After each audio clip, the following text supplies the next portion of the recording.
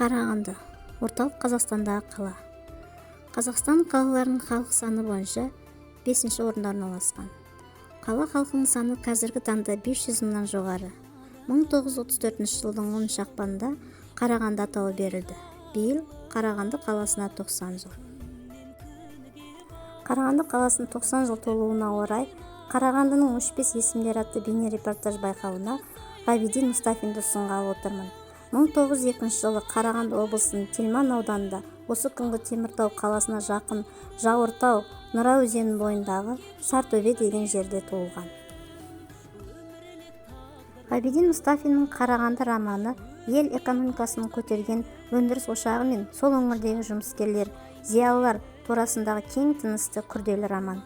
Мұстафин Ғабиден бұл шығармасында өмір мен өлім романының кейбір сюжеттік желісін пайдалана отырып, ұлттық зиялылар қауымының қалыптасу кезеңін нанымды бейнелейді.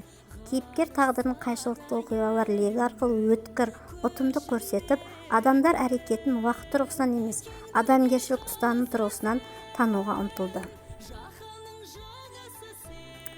Ғабиден Мұстафинге 1972 жылы 14 желтоқсанда Қазақстанның әдебиетінің дамуына, Қарағандыға арналған шығармалар жасауға, шахтерлердің еңбектегі ерліктеріне, еңбекшілерге интернационалдық және патриоттық тәрбие беруге қосқан зор үлесі үшін атақ берілді.